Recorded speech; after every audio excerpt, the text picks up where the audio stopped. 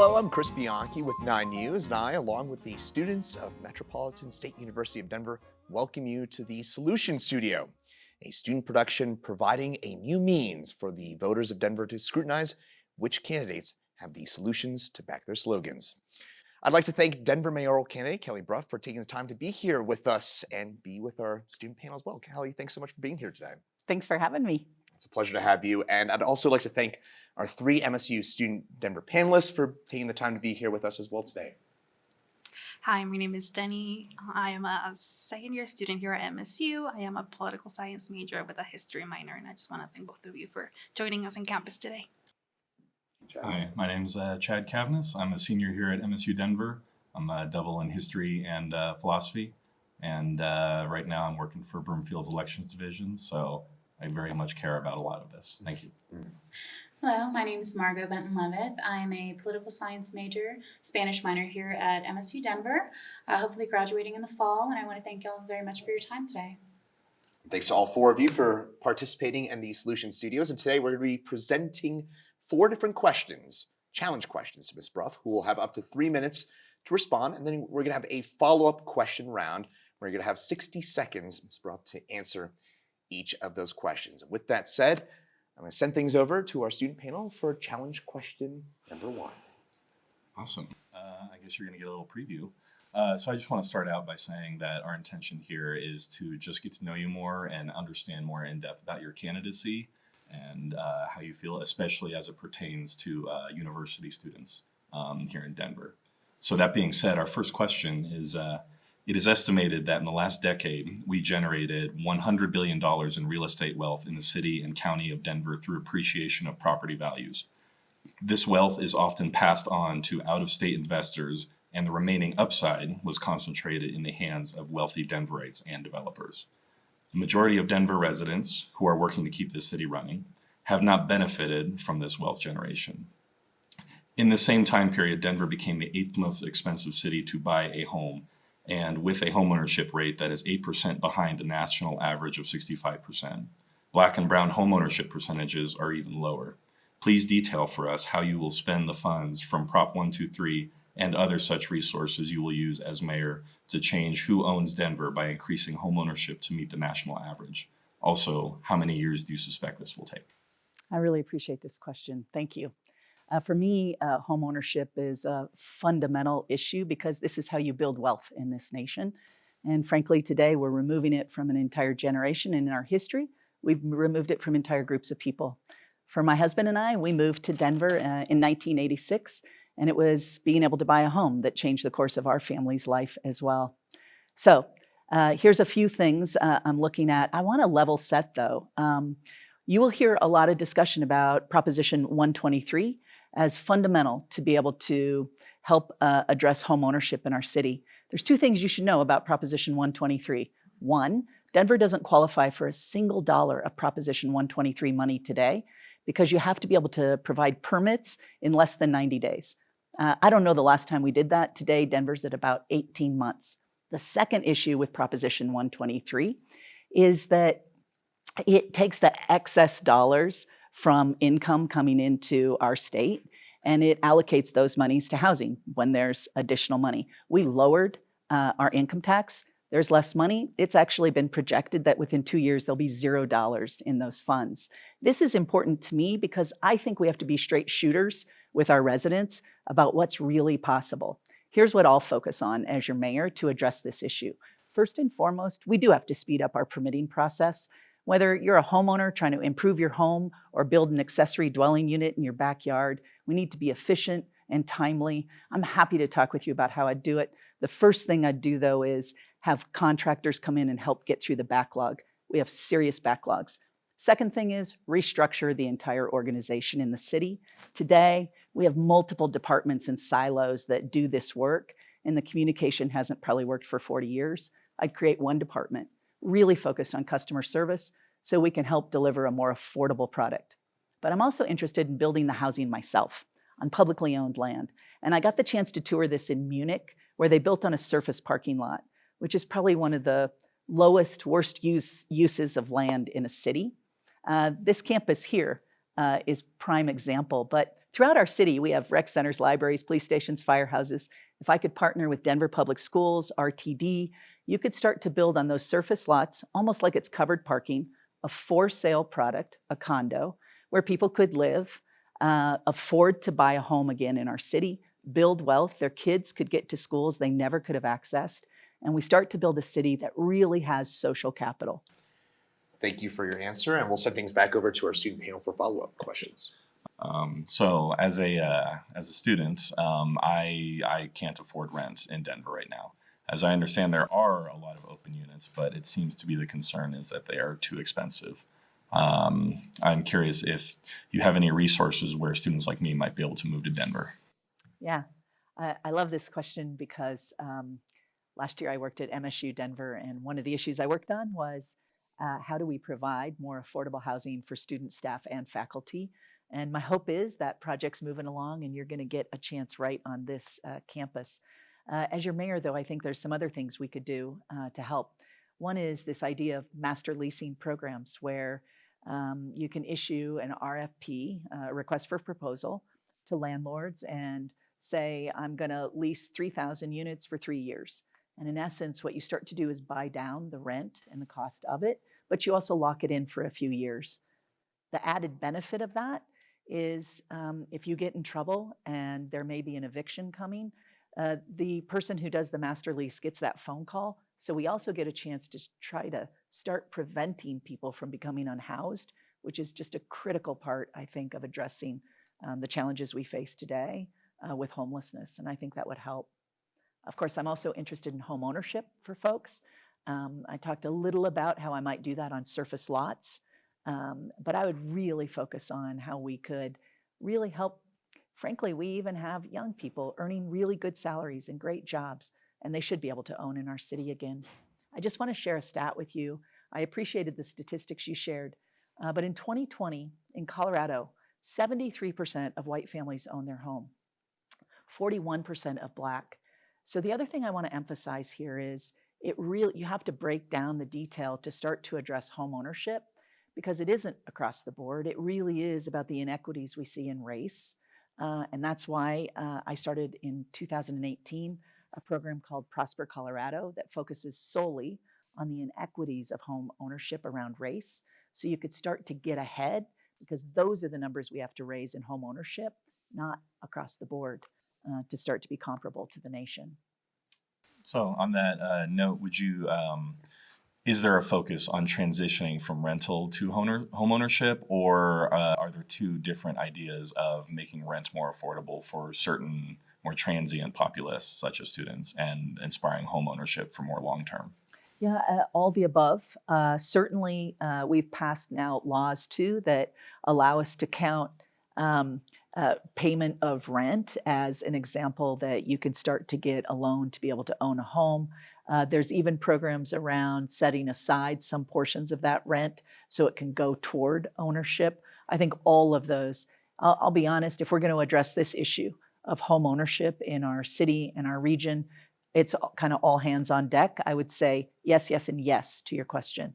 We do all the above. Initial follow-ups?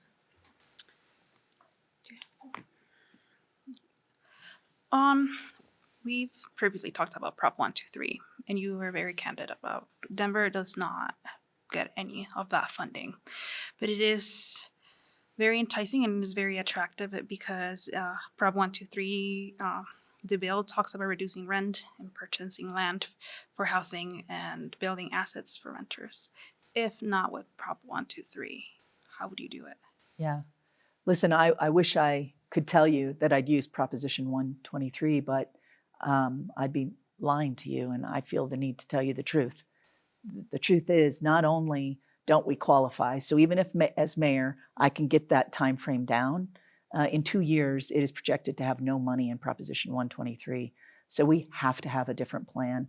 For me, this is the master leasing approach. This is the building the entry-level condo so people can own homes again and begin to build wealth, and building it on publicly owned land so we remove some of the cost. It's also supporting and addressing gentrification issues that we have today. We're seeing older residents who are losing their homes or becoming unhoused. This is making sure they're aware of programs for tax exemption and tax rebates. But it's also helping make sure they could build that accessory dwelling unit that could provide additional income and allow them to stay in the home that they want to stay and age in place. And I don't think we can simply say, which we've done today, to 78,000 homeowners, you can have an ADU. I think we have to actually assist in helping them realize that benefit and that opportunity. And I think that could be things like the city hiring architects to do the actual design. It could be pre-build units, which are 30 to 50% less expensive, that the city could contract with, so a homeowner can quickly bring those units in and put them in place and begin to have that income. I think we have to think about the barriers, not just the opportunity. On that note, do you think Denver should enact rent control? I don't, but here's why. When you look around the nation in rent control, the cities that have adopted it, it has not had the impact we all desperately need. One, you see immediate supply go down in building additional units, and we need more units if we're going to impact the price of units. The second issue that happens is the families who get the rent-controlled unit, it's very positive, but the units that aren't rent-controlled go up higher faster, so it's a more negative impact on those who don't have one of the units. A third issue I saw is when a family has a unit, even when their kids are grown and gone, often people will keep those units, taking a unit for families off our market, which is another huge challenge for affordability. So instead, I would focus on these master leasing approaches and building it ourselves to try to get ahead of the issue, because I think we could make more progress. All right. Thank you, Ms. Brough, and thank you to our student panels. Now, time for challenge question number 2. Denverites have gone to the street numerous times in recent years to protest exceptional uses of force, from George Floyd to Elijah McClain to low-dose shooting. Sadly, a similar event is likely to happen again during your time as mayor. When it does, will you have a range of options for your response? How will it differ from the past administration? What will be your priorities for engaging the community? How will you engage with the police chief, the sheriff, or the district attorney? Yeah, I suppose my answer to this one comes from, at a young age, I married an Ojibwe man, which is an indigenous man. And I was mentioning earlier, we moved to Denver because in rural Montana, it would be hard for us to live. We had 2 daughters. One of my daughters is white passing and one of my daughters is not. And so as a parent at a young age, you teach your kids what it means to be in society when you're not white passing. And it is different. And so my experience in this is, I'll give you an example. When we would be in airport security, my husband and my youngest daughter would be pulled out of the line every single time. And I would and I share this story with you because I believe who could best inform me and help me understand what we have to do differently and how to address the issues was them. Talking to my husband and daughter about how I could support them, what we need to do differently as society, and how we could make changes. And I would do the same thing here. Go into community and discuss what are the issues and what's still happening. In communities where I've been during this campaign, talking about being over-policed and talking about how do we make community safe without that. And I'll share another example. When I was chief of staff, when John Hickenlooper was the mayor of Denver, the police chief came to me one May and said he was seeing a rise in gang violence. And often when you talk with a police officer, the thinking is if you authorize more overtime and we put more officers on the street. But the truth is that often doesn't address these issues and it simply over-polices communities. Instead, that summer, what we did is we opened our rec centers for free for the first time in Denver's history. We tracked in exchange both our kids as victims of crime and committing crime, and we saw both go down. To me, that's the benefit when you work with community on how do I make it safer and address issues without over-policing or causing more issues. I would do the same thing I did then, work with community to identify those issues and solutions and implement them together. Back over to our student panel. So in your website, you have mentioned that you do plan to fill the uniform police vacancies, Yes. and that this will be done by aggressively recruiting, particularly in communities of color. So the police body is representative of the community in Denver. You suggest, as you have done, that we must take a comprehensive look at culture and the working conditions within the police department. Academia and the country in general have a history of taking comprehensive looks that neglect communities of color experiences and opinions on how to be managed. How do you plan to develop this comprehensive look? Because it will ultimately be the foundation on how your police department is ran. Yeah. Well, I think it would start with first the leadership you choose to help run the department, because make a shift in culture, it really requires leadership that is committed to the kind of shift you're trying to make. So the first decisions I would make would be who to hire as the police chief and who to hire as the executive director of the Department of Safety. These are two positions that are fundamental in overseeing the culture of our police departments. How I would hire those is key. I would actually engage diverse community members as stakeholders. So each of those positions, I would have a team of people who are looking at resumes, identifying the most critical issues that we have to address in the department, and identifying the top leaders who they believe I should hire to address those issues. That team would send me the top 2 or 3 candidates that you all believe are best, and I would hire from one of those. The benefit of that is, my experience, it invites more diversity because people are more confident that they can get through the process, but it also starts to create relationship where we can build and reinforce the kind of culture we want in the police department.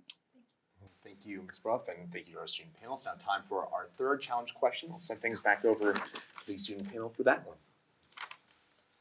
I just did this. No, we were about to do it. And then According to Metro Homeless Initiative, 80% of the homeless in Denver are Denver residents, our neighbors and your constituents. The Denver Social Impact Bond has shown it costs half as much to house someone as it does leaving them to cycle in and out of emergency service. Last June, the Denverite reported that there are 21,000 unoccupied apartments in Greater Denver. Imagine you are in conversation with a homeless resident. Please explain how you will work to make vacant apartments to low-income and people experiencing housing. What specific items in your first budget will assist that person to move off the street and into housing? Yeah, this is probably one of the issues I've spent most of my time really trying to understand how can we have the greatest impact.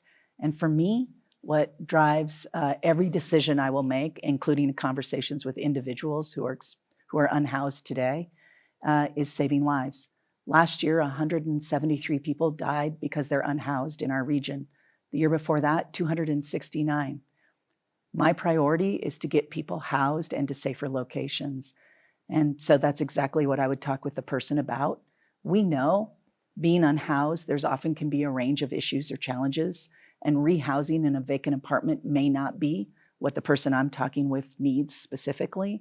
So I would really focus on building a system, and my conversation would be, what do we need and what supports and services do you need to be able to be successful? And today, it's really clear that we do have a number of people who are unhoused, they're holding down jobs, and rehousing could be the most immediate successful strategy. So I'm going to assume that's who I'm talking with, is somebody who that's exactly what the strategy should be. There's a few things I've seen around the nation that really work. One of them is I found in Charlotte, North Carolina.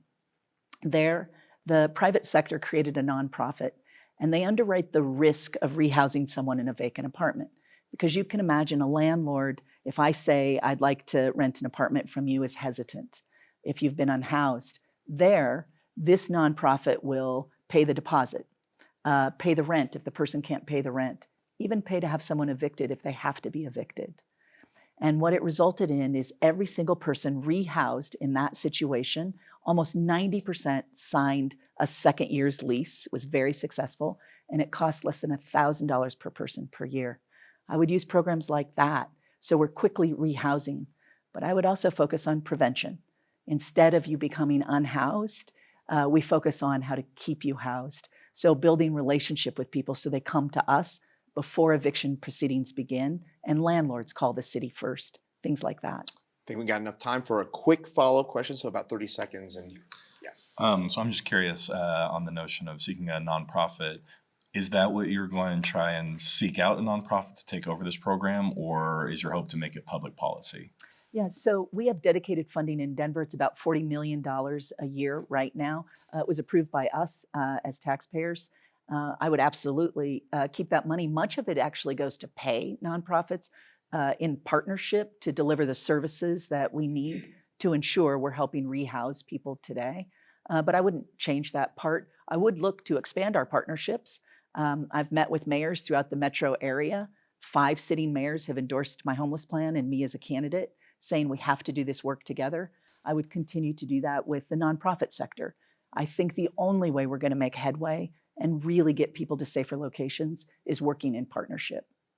We've actually got time for a few more follow-up questions. So, Sure. Regarding homelessness or the unhoused, how would you prioritize initiatives to work directly with the community to educate them on the resources that are available? Yeah, so today Denver has about 40 outreach workers. Some of those are in partnership with nonprofits. This is critical work because the outreach workers are not only educating, but they're also forming relationships and building trust that makes it more likely we can get people the help and support they might need. So whether it's connecting someone to services to deal with an addiction, providing the mental health supports, both inpatient and outpatient, I really would emphasize that outreach effort because we know it really is successful and the trust and relationship matters to be able to connect people to the service. So I would keep doing that. back over. So what's going to happen if someone refuses services? Yeah. For me, this is really about keeping people in community. We know moving them together today will make it much more likely that we can voluntarily have people go. I think every effort has to be to do that. But if someone's in a life-threatening situation, I would use the law to get them to a safer location. But I would not put them through the criminal justice system or anything like that. It would just be to get them to a safer location, and it would be about saving their life.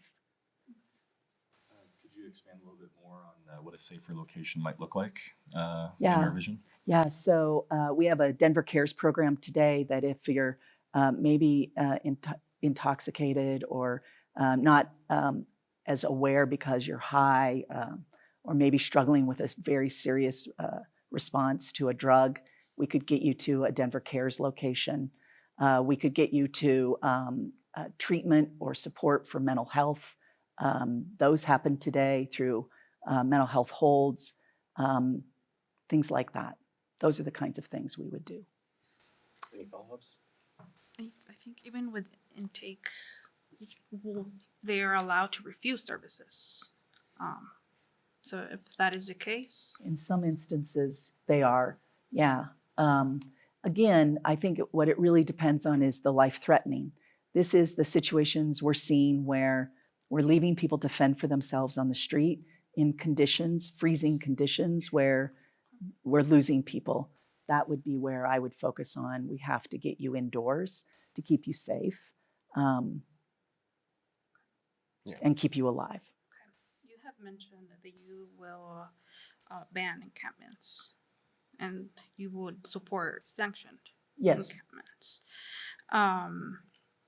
But the law in the ban and says first you require a verbal warning, Yes. then a written one, Yes. and then you have to offer service, and then you can arrest. How are you going to make the arrest happening? Are you going to have city council rewrite law? No. Again, moving people to safer locations, safe sanctioned camping sites, we would do with community one. So here's what we know is 90% of people who are unhoused today are desperate to get to a safer location. Not only will the service providers working in this space tell you, but this has been my experience in visiting numerous encampments.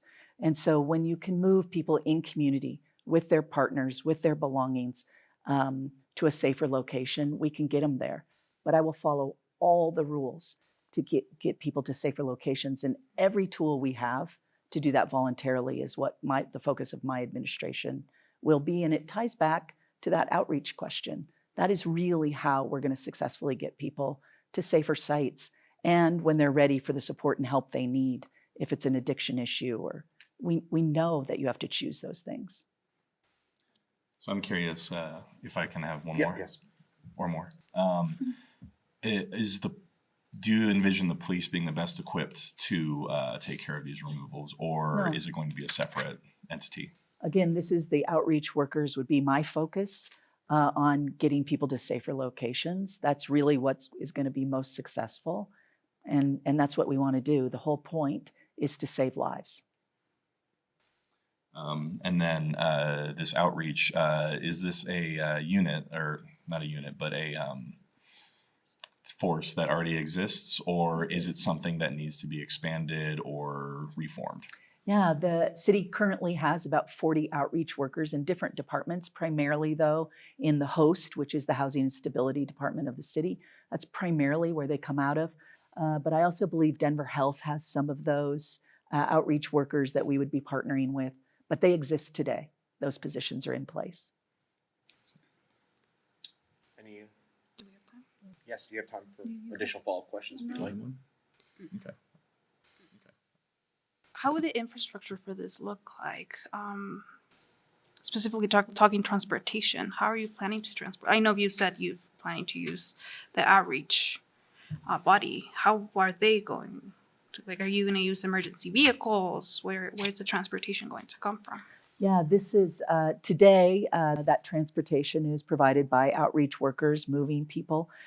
We do have city teams who help with that transportation, and nonprofits. But remember, we first have to stand up the safer location, the safe outdoor site, and then help get people to it. Today, we spend resources instead sweeping people endlessly around our city.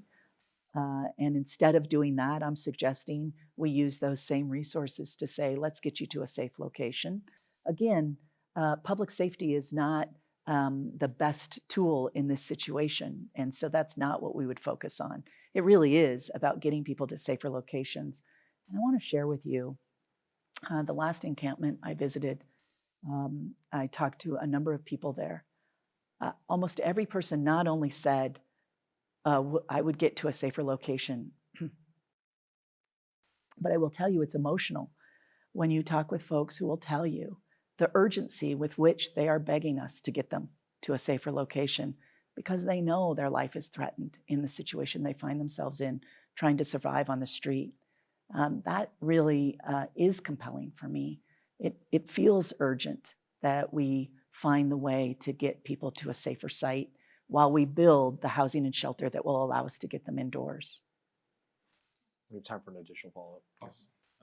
On that note of shelter, I think a lot of times the conversation is around the quantity of this, but I think quality is also a very big concern. And so I'm curious if you are aware of this. Yeah, I'm so glad you raised this. You know, our shelters today, people will talk about that there's space available and people won't go in. But listen, if I couldn't be with my partner, my pet, my belongings weren't safe, I wasn't safe, we have to have a shelter system that we evolve to address those issues. The shelters are evolving, and the city is actually leading a lot of that work in the contracts that the city has. But even 24-hour shelters, today you could sleep there, but you have nowhere to be all day. And if you have nowhere to go, that also doesn't work well. And so we have to evolve our shelters to 24 hours, while again, we build the transitional housing and the permanent housing that allows people to get indoors. Thank you so much, Ms. Brough, and to our student panel. That concludes the third challenge question. And now time for our fourth and our final challenge question here. And we'll send things back over to the panel for that one. Awesome. Thank you. 70% of Denver high school graduates do not go on to earn any kind of degree, certificate, or credential of any kind. Even 6 years out of high school, at the same time, 90% of family-sustaining jobs require some kind of post-secondary education. The Colorado Equitable Economic Mobility Initiative reports that Colorado faces historic talent shortages across numerous sectors, brimming with good-paying jobs. From IT to healthcare to manufacturing to skilled trades, we were wondering if you could detail the specific strategies you will use to supplement these kinds of programs of the Denver Public Schools to ensure that more young people are able to enter the workforce debt-free and secure a starting position that offers a livable wage and a pathway to economic security and home ownership. Yeah. So I've only attended public schools in my life. My family received government assistance. I know the shame that families feel in Denver when you need assistance from your government. And frankly, I'd be proud to be the mayor who holds the safety net and helps families get back on their feet. I share this because I didn't attend public schools because my parents were making a statement about public schools. I attended them for the same reason so many of our kids do. That was our option, and it needs to be an excellent option. And I know you're focused on post-secondary, and I will talk about it. But the truth is, if you look at the numbers of our kids who are not graduating, particularly our kids of color and low-income kids, it's even worse who's not coming out of our high school system at all. And I'm committed to improving that entire pipeline because our kids deserve that education that allows them this economic future. Today in our region, 75% of our jobs require a post-secondary completion and opportunity. And these are good paying jobs, and our own kids should be getting them. Here's some of the things I would do to try to improve those outcomes. I would not only focus on Denver public schools and increasing the pipeline of kids graduating from high school so they have that opportunity.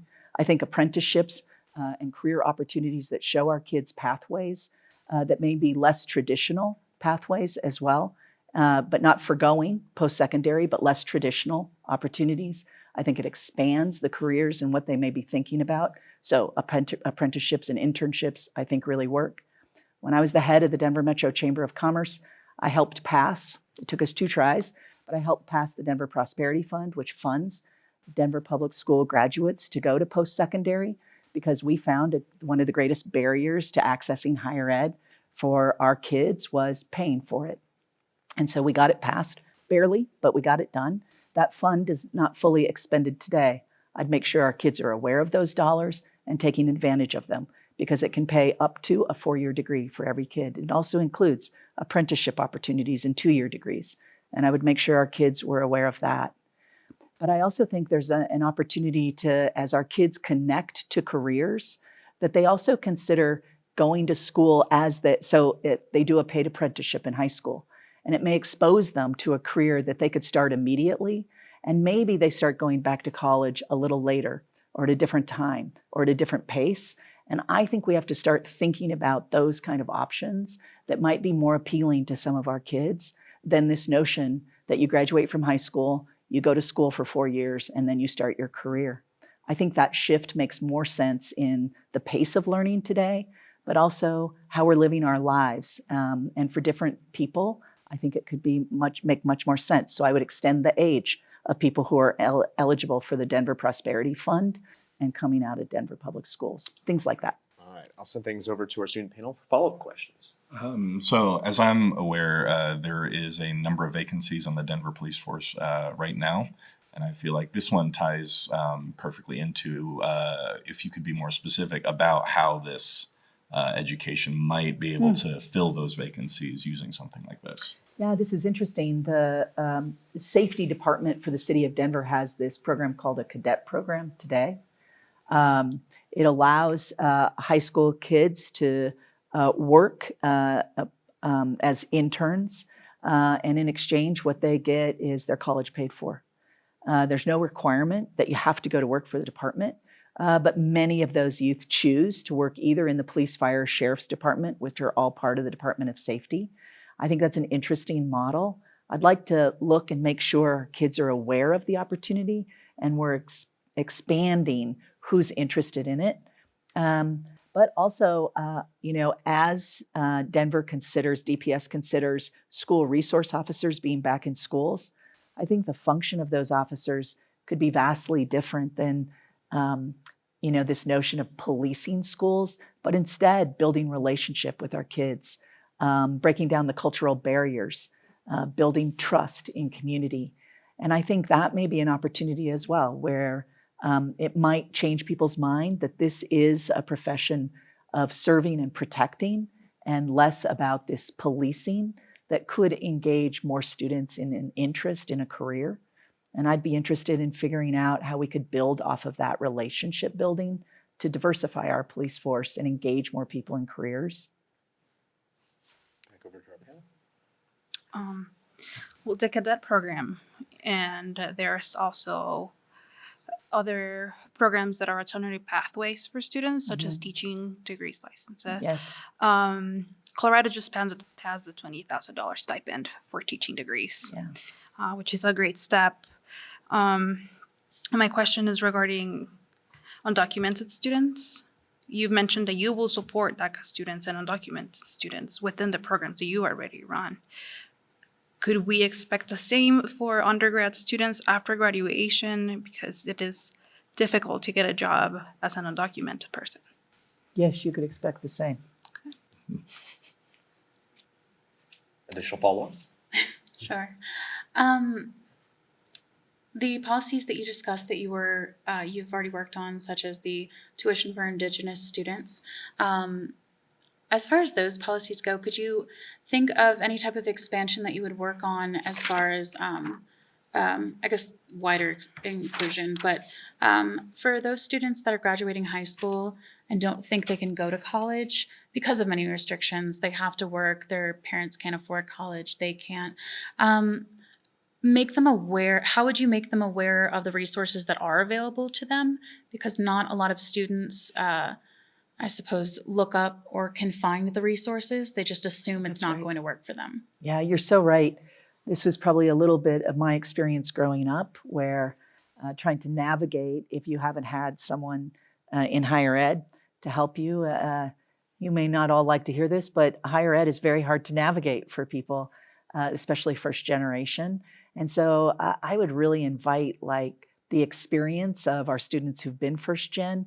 What should we be doing differently? We've done a few things, right? We've tried to make the application so it's a unified application, a little bit easier. I think we're trying to expand people's understanding of where they could access resources and help to be able to go to school. But we just got to figure out how to do more. The other thing I think we've overlooked is we still have a number of employers who will pay tuition for their employees. And is that an option for some of our kids? You go to work, but you take advantage of the tuition reimbursement or the tuition payments that employers are paying today.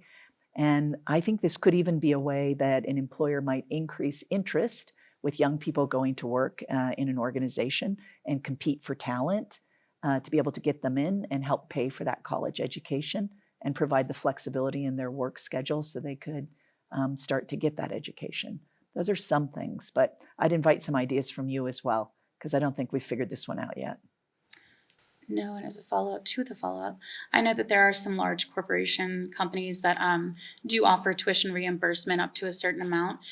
Is there a way that you would be able to or would want to set up something like that with the local government so that perhaps students could go into college while also not necessarily interning, but I suppose learning and I guess apprenticeship while they're attending school, and the government technically would pay for their tuition? Yeah, so the Denver Prosperity Fund that we passed is going to be even better. You don't have to, go to work for anybody to be eligible for those dollars. And I think we got to make sure Denver public school graduates are aware of that money. The city of Denver, as an employer, actually has had a tuition reimbursement. I'll have to check and see if it's still there. It was there when I worked there the last time. And I think that is pretty appealing to a lot of the employees there who could take a few classes every year or every semester and have the city reimburse some of the cost of those classes. But I'll have to check and see if it's still in place. But it's a wonderful way for employers, I think, to help underwrite the cost for employees to get an advanced degree. Thank you. So from what I'm hearing, I feel like this ties into your hope of having like a community leadership that will be able to inform you as to the issues. Would that be a fair assumption? Yeah. So I'm curious, in this sense then, are you looking to try and target specific elements of this community in this sense, geographically, demographically, however, or are you trying to take a more citywide view? Yeah, I think this is where, I really love creating teams or stakeholder groups that are extremely diverse. And so it's almost looking around the city to say, what's a group I could put together who probably has never met each other, has never worked together, but brings points of view that are critical to helping make the decisions we have to make going ahead. I actually find that energizing and fun and exciting. It's what I've done in my campaign to build policies around how do we address some of the greatest challenges we face. And I don't just think it brings good ideas or it's fun or interesting. The truth is it builds better policy. It actually builds policy that is more likely to be successful and implemented versus when you build it with a small group who sees the world the same way you do, and then you end up building a policy that other people are opposed to or has unintended consequences. And I just don't think it's as effective. I'm interested in having an impact. Time for one more. On that note, my question is, how will you know when the team is diverse enough? Like, what are the guidelines that you're looking for in this? Yeah. Well, one of the questions I would ask the team at the table, who's missing? This is what I typically do when I'm building processes like this and trying to bring together really diverse groups is we ask the question, is there any voice missing from this that we need to add to it? And we add them. Looks like we are out of time, so I want to go ahead and thank our student panelists, and I also want to thank Ms. Brough for being here with us today. Thank you so much. Thank you. Thank you all so much. Yeah, the Solution Studio, by the way, is a project of the MSU Denver Institute for Public Service in partnership with 9 News Plus, which is a free streaming app where you can watch all your favorite 9 News programming, as well as live breaking news, updated weather forecasts, original shows, and much more. I'd like to thank the candidates, 9 News, and our audience for watching the Denver Mayoral Solution Studio. Metropolitan State University of Denver is recognized nationally as leader in student voting. In 2016, MSU Denver won the All-In Democracy Challenge. In 2021, it was placed on the Washington Monthly's honor roll for America's Best Colleges for Student Voting. In 2022, our campus was chosen to create the first candidate solution studio in the nation, as we represent the next generation of Colorado and America's workforce, change makers, public servants, and leaders. We hope watching the Denver Mayoral Solution Studio gave you more insights as to which candidate has what it takes to solve our city's intractable and complicated problems. Thank you. And in addition to MSU Denver, 9 News has been joined by the following partners in producing the Solution Studio: the League of Women Voters of Denver, a nonpartisan, grassroots, and multi-issue organization that is a recognized force in our community. As a nonpartisan organization, it encourages informed and active participation in government and influences public policy through education and advocacy.